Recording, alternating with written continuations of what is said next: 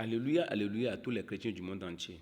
Nous sommes là pour vous expliquer ce qu'il faut faire tant que nous sommes sur la terre pour être sauvés, pour avoir l'accès dans le royaume des cieux. Maintenant, avant d'aller sur ce point, lisons Jean 1 d'abord. On a dit, au commencement était la parole était avec Dieu, et la parole était Dieu. Quel est le verset qui explique la parole? Au commencement était la parole. Quel est le verset qui explique? C'est Genèse 1, verset 3. Là où on a dit, Dieu dit. Ça, c'est le commencement. Maintenant, la parole était avec Dieu. Quand on dit la parole était avec Dieu, ça veut dire deux choses. Cela veut dire quoi? Nous allons prendre un verset qui dit, faisons l'homme à notre image et à notre ressemblance. Les deux sont là. Maintenant, pour les détails, pour que nous puissions connaître l'origine de ces deux-là, nous allons lire dans Genèse 2, du verset 7.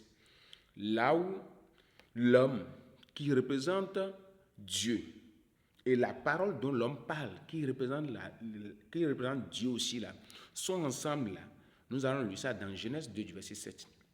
Là où on a pris la poussière pour former l'homme qui représente Dieu. Et le vent qu'on a soufflé dedans représente la parole de cet homme créé par la poussière. Vous me comprenez maintenant? Donc c'est pour cela qu'on a dit la parole était avec Dieu. Parce que moi je parle maintenant et j'ai la forme de Dieu. Donc les deux sont là. Maintenant on a dit au commencement était la parole était avec Dieu et la parole était Dieu. Mais quand est-ce que la parole est Dieu?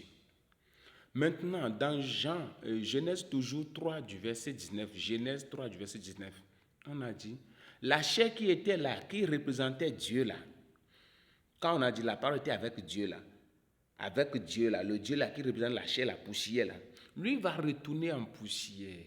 Ensuite, ça va rester quoi? Ça va rester l'esprit. C'est-à-dire, ça va rester la parole.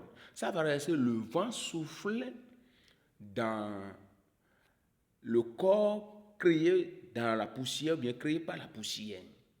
Vous me comprenez maintenant? Donc, c'est en ce temps qu'on dit que la parole était Dieu. Donc là, c'est la parole seule qui s'affiche. C'est comme si quelqu'un qui se cache dans un placard et il parle.